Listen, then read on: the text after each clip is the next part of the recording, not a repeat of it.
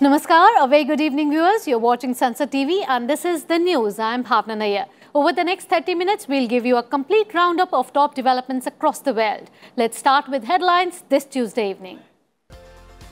21,000 crore rupees released under the 11th installment of Kisan Samman Nidhi. Prime Minister interacts with beneficiaries in Shimla, asserts that government has a policy of zero tolerance to corruption. Nomination process ends for Rajya Sabha elections. Many top leaders, including Nirmala Sitharaman, filed papers. Voting on June 10th if needed. Vice President M. Venkaiah Naidu meets the President and Prime Minister of Gabon, presents copy of Indian Constitution to the President of the National Assembly. 8.7% GDP growth in 2021-22 after negative growth in the previous financial year. Production of 8 major industries in infrastructure sector increases by 8.4% in April 2022. Met Department predicts above normal rains this year. Rainfall expected to be 103% of long-term average. A quick look now at some more important stories of the day. Har Ghar Dastak campaign 2.0 to start on Wednesday to cover all eligible beneficiaries for COVID-19 vaccination.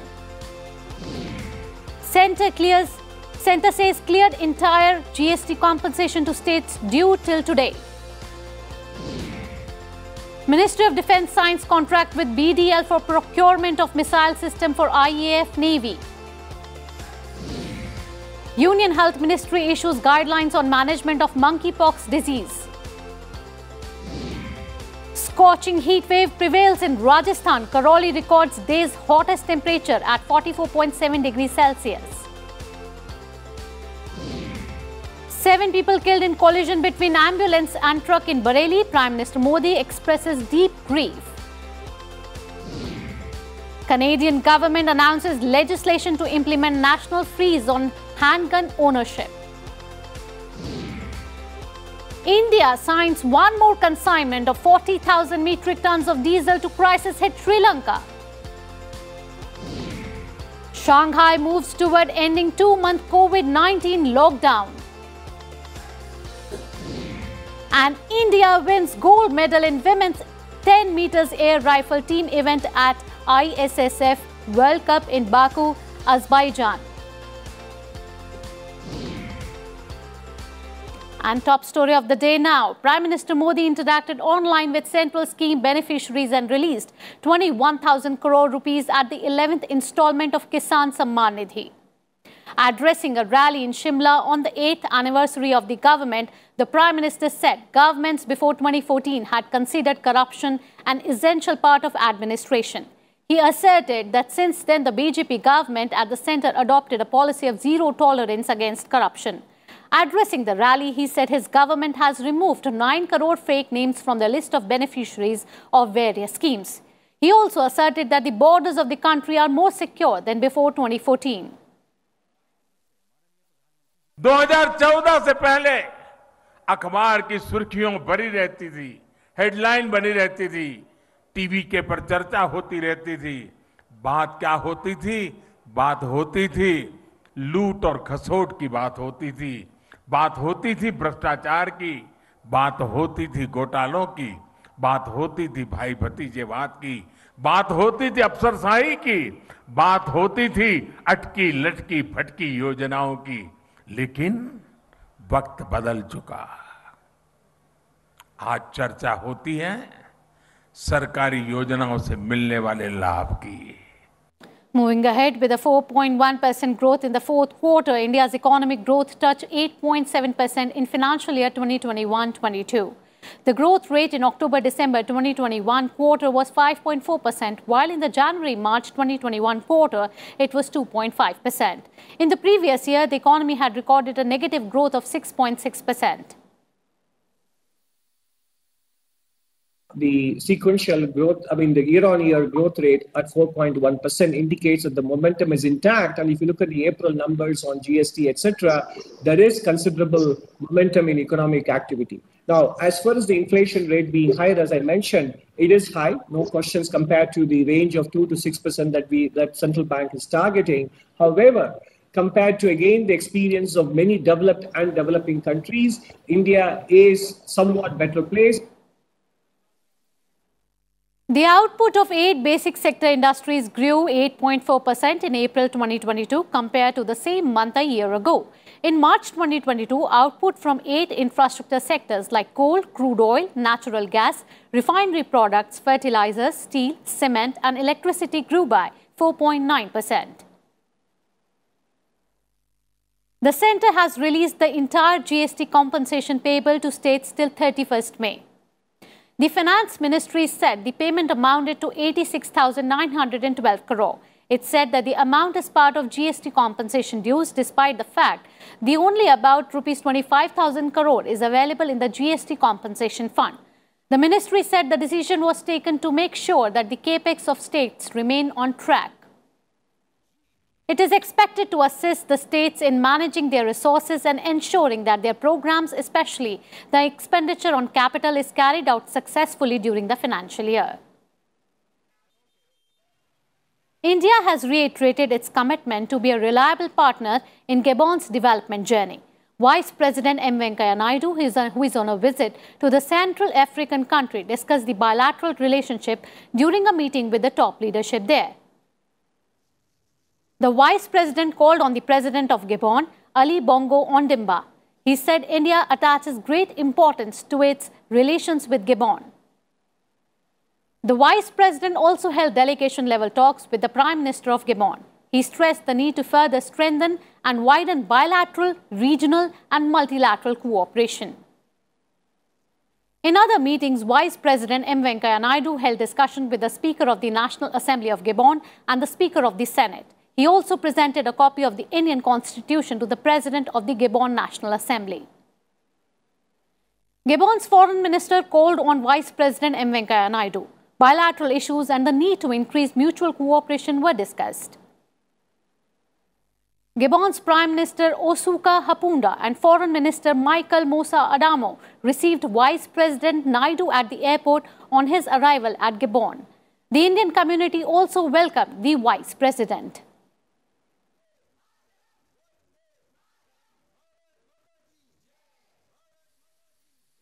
My colleague Dipali Pandit is covering the visit of the Vice President to Gabon. Welcome, Dipali. My question to you would be, what are the highlights and the outcomes of the discussions and meetings that the Vice President had in Gabon?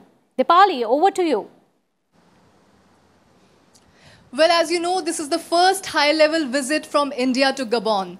The Vice President M. Venkaiah Naidu today met the President, Vice President, Prime Minister and Foreign Minister of Gabon.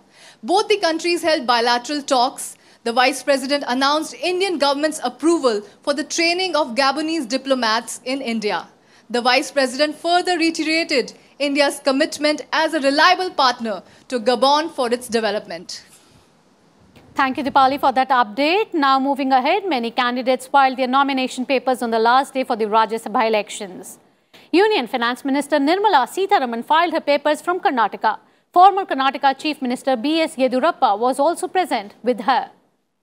8 candidates of the ruling BJP filed their nominations for the 11 Rajya Sabha seats in Uttar Pradesh. Many senior leaders of the party, including Chief Minister Yogi Adityanath, were present. BJP candidate Kalpana Saini filed her nomination for Rajya Sabha elections in Uttarakhand in the presence of Chief Minister Pushkar Singh Dhami. 3 Congress candidates Randeep Singh Surjewala, Mukul Vasnik and Pramod Tiwari filed their nominations from Rajasthan. Chief Minister Ashok Gehlot was present on the occasion. BJP candidate from Rajasthan Ghanshyam Tiwari and Rajya Sabha member from Haryana Subhash Chandra filed nominations as independents. BJP has announced its support to them. BJP leader Krishan Lal Panwar filed his nomination from Haryana in the presence of Chief Minister Manohar Lal Khattar. Congress candidate Ajay Makan also filed his nomination from Haryana. Aam Aadmi Party candidate from Punjab, environmentalist Balbir Singh Seechewal and social activist Vikramjit Singh Sahani filed their nominations for the elections to the upper house. Congress leaders Rajiv Shukla and Ranjit Ranjan filed their papers from Chhattisgarh in the presence of Chief Minister Bhupesh Baghel. Voting for the by-elections to the Champavat Vidhan Sabha seat of Uttarakhand has been completed. In this seat, Chief Minister Pushkar Singh Dhami is contesting against Nirmala Ghetodi of Congress. Delhi Health Minister Satyendra Jain was sent to custody till June 9th in a money laundering case. The Enforcement Directorate has sought custody till June 14th. Satyendra Jain was arrested by the ED on Monday. National Conference President Farooq Abdullah appeared before the Enforcement Directorate for questioning in a money laundering case.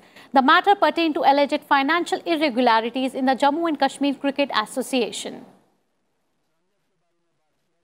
Founder of Jammu and Kashmir National Panthers Party, Bhim Singh, passed away in Jammu. Prime Minister Narendra Modi condoled his death. 2 terrorists were killed in an encounter with security forces in Jammu and Kashmir's Pulwama district. 2 AK rifles and incriminating material were recovered from the encounter site. Sugar production increased 15% to touch a record 35.24 million tons in 2021-22. India is the world's largest producer and second largest exporter of sugar. Higher production in Maharashtra and Karnataka contributed to the record production this year.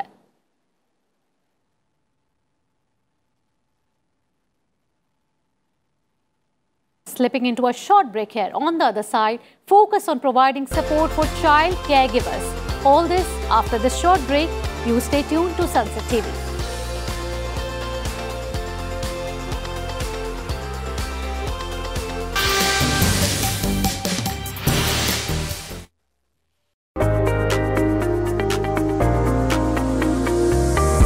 The India Startup Story.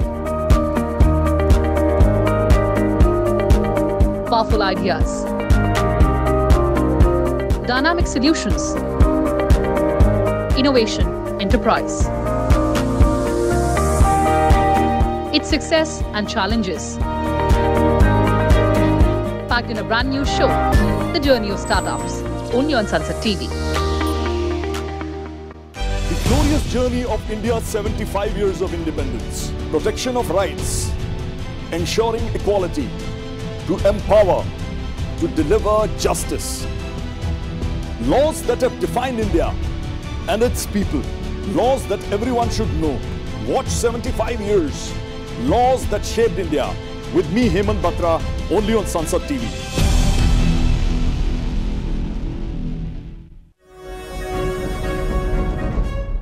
What is the present situation or the status of Jammu Kashmir before abrogation of Article 370 and after abrogation of Article 370? After the abrogation of Article 370, you see justice reaching, democracy reaching, economic development reaching, rights for everybody reaching.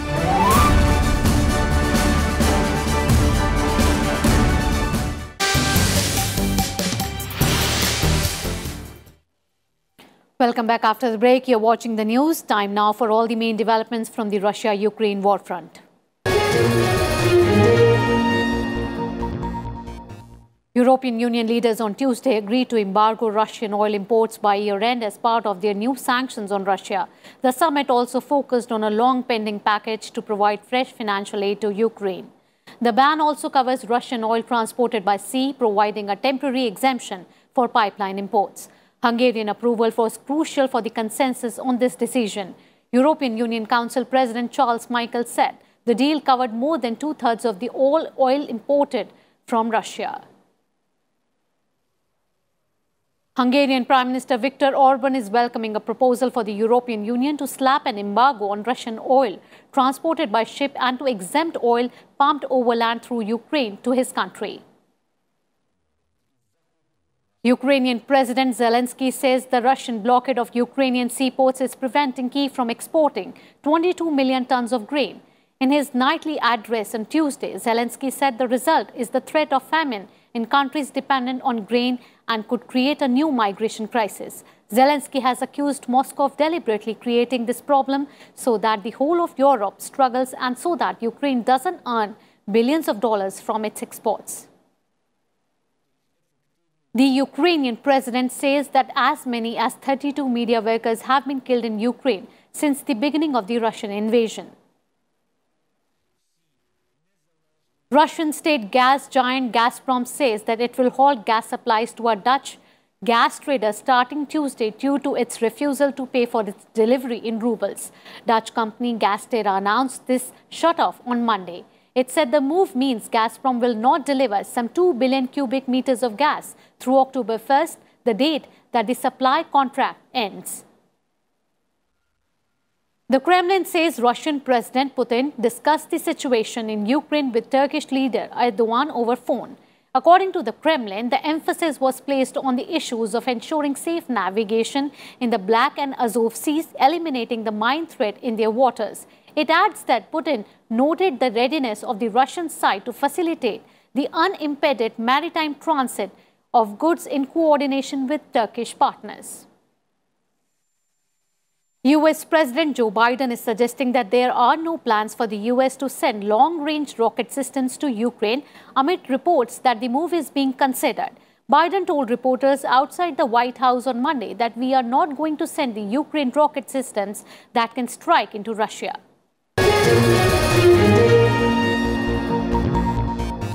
And time now for some other global updates.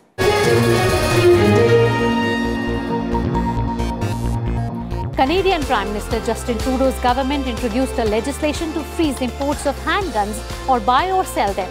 The regulations are expected to be enacted this fall. Trudeau said that it will be illegal to buy, sell, transfer or import handguns anywhere in Canada. Canada already has plans to ban 1,500 types of military-style firearms and offer a mandatory buyback program that will begin at the end of this year. China made the second largest incursion into Taiwan's air defense zone in this year. Taipei reported that 30 jets entered into the area, including more than 20 fighters. Taiwan's defense ministry said that it had scrambled its own aircraft and deployed air defense missile systems to monitor the latest Chinese activity. In recent years, Beijing has begun sending large sorties into Taiwan's defense zone to signal dissatisfaction and to keep Taipei aging fighter fleet regularly stressed. Israel's Prime Minister Naftali Bennett says he has evidence to prove Iran's alleged stealing of classified documents from the IAEA was aimed at obtaining information to protect its nuclear program from the atomic watchdog's inspectors. Bennett did not elaborate on the nature of the documents but said hundreds of pages point to plan to have a comprehensive cover story for the UN's Atomic Agency's questions about the program. China on Monday called for peace talks between Palestine and Israel following violent scenes over the weekend in Jerusalem's Old City. Speaking to journalists in Beijing, Chinese Foreign Ministry spokesperson said the international community should enhance the sense of urgency for peace talks to resume between the two sides. Violence erupted after Israeli nationalists paraded through the heart of the Palestinian thoroughfare in Jerusalem. 62 people were injured, including 23 who needed hospitalization. Hurricane Agatha made history as the strongest hurricane ever recorded to come ashore in May in the eastern Pacific, making landfall on a stretch of tourist beaches and fishing towns southern Mexico on Monday. The system's torrential rains caused some rivers to swell. Agathas formed on Sunday and quickly gained power, coming ashore in Oaxaca state on Monday afternoon as a strong Category 2 hurricane.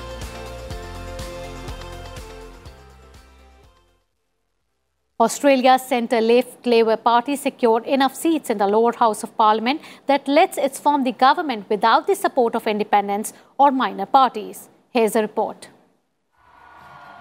With about 80% of votes counted, Australian news channels have projected that Labour will win at least 76 of 150 House seats, the minimum required to form a majority government. 2 seats remained too close to call. Labour will need to provide a speaker, which will reduce their voting ranks by 1, although the speaker also gets the casting vote in the case of a tie. Albanese's party defeated the Conservative coalition led by Prime Minister Scott Morrison in the May 21 election. Albanese was sworn in last week when it became clear that he had the numbers to govern with or without a majority. He attended the Quad Summit with President Joe Biden, Japanese Prime Minister Fumio Kishida and Indian Prime Minister Narendra Modi. Albanese got a standing ovation when he addressed his Labour caucus Tuesday. He outlined his agenda for the rest of the year and announced the new parliament will open on July 26. which we should cherish. He said Labour will introduce a bill to form a federal anti-corruption commission, review wasteful spending and announce a budget in October. Albanese told his colleagues the party won by showing unity, discipline and a sense of purpose. We had a good story to tell. We weren't intimidated by anyone. We didn't get distracted. We stayed on course, and the discipline that we showed was magnificent. Bureau Report, Sansad TV.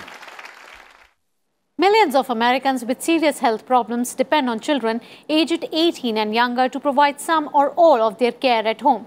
An exact number is hard to pin down, but researchers think that as many as 10 million children are involved in caregiving in the United States, and she says they need more to support. Here's the report.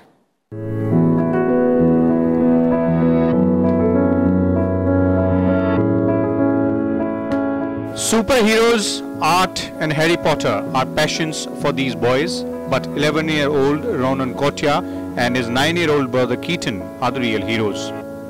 They help their mother care for their father Rupesh Kotia. Rupesh has Lou Gehrig's disease or amyotrophic lateral sclerosis, a fatal illness that has taken his ability to speak and walk. A ventilator helps him breathe. He uses eye tracking software on a tablet to say things, blinks to indicate yes, or moves his mouth side to side for no. Ronan and Keaton have no memories of him without the illness. They started pitching in with care a few years ago, first by wiping away their dad's tears or propping up his head during car rides. They're part of as many as 10 million children in the US who provide some form of care at home. Some kids are the only caregivers patients have, while others fill in when visiting nurses or other help is not available. These children help cancer patients, military veterans, grandparents with heart disease or autistic siblings. They're often too young to drive, and their work frequently goes unnoticed outside the home. Researcher Melinda Kwana has lined up several specialists to teach as part of a program called Y-Care that she has taken to several cities.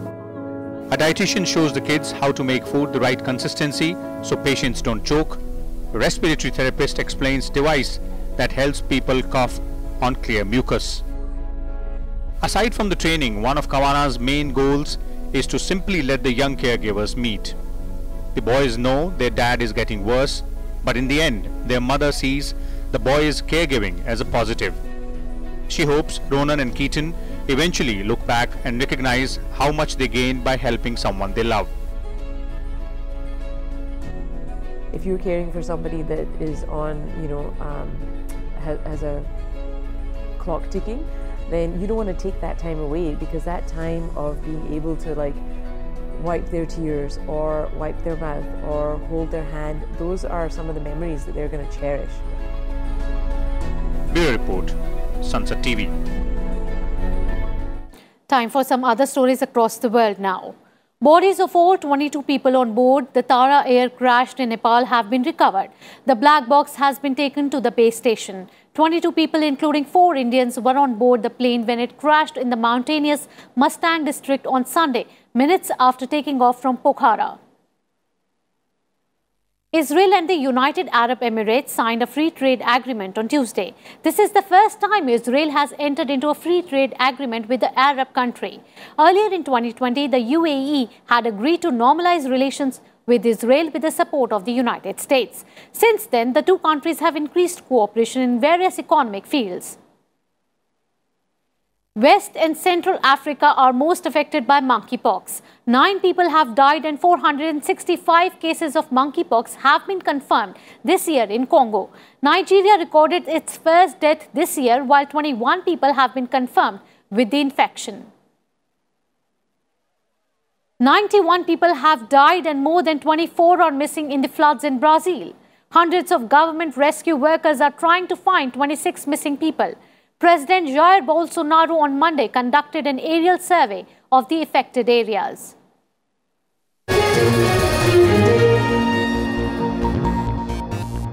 Time now for all the sporting action.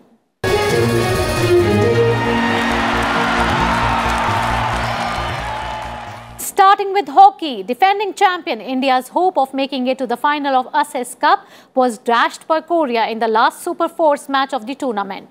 India needed a win to qualify for the final as Korea had a superior goal difference going into the match. The outcome was a 4-4 draw, ending India's hope of retaining the Asia Cup trophy with a young team. The result saw Korea advance to the finals, where they will lock horns with Malaysia in the summit clash.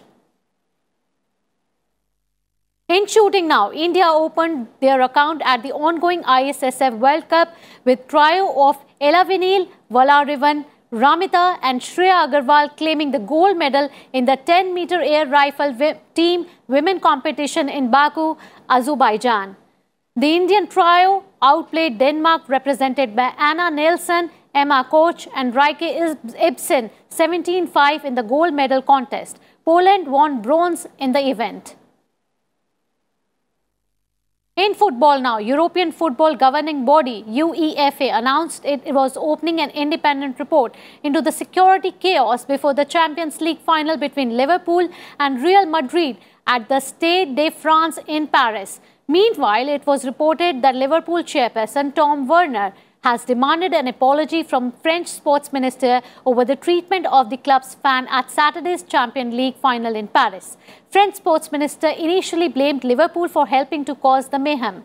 The French government has also claimed massive ticket fraud contributed to the chaotic scenes.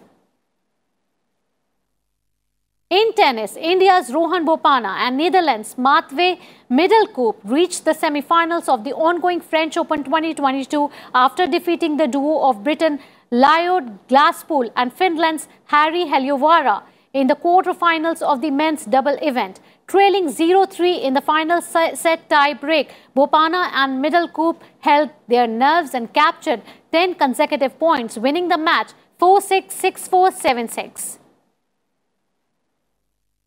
World number 2, Daniil Medvedev and 4th-ranked Stefanos Tsitsipas crashed out of the French Open in the 4th round of women's top seed.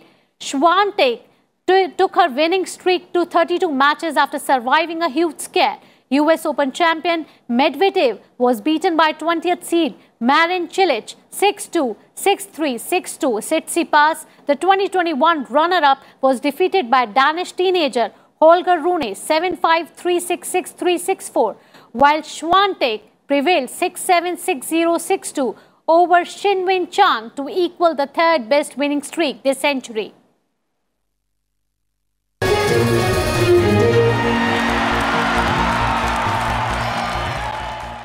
Before we wrap, let's take a look at the headlines once again. 21,000 crore rupees released under the 11th installment of Kisan Samman Nidhi. Prime Minister interacts with beneficiaries in Shimla, asserts that government has a policy of zero tolerance to corruption. Nomination process ends for Rajya Sabha elections. Many top leaders, including Nirmala Sitharaman, filed papers, voting on June 10th if needed. Vice President M. Venkaiah Naidu meets the President and Prime Minister of Gabon, presents copy of Indian Constitution to the President of the National Assembly. 8.7% GDP growth in 2021-22 after negative growth in the previous financial year. Production of 8 major industries in the infrastructure sector increases by 8.4% in April 2022. Met Department predicts above normal rains this year. Rainfall expected to be 103% of long-term average.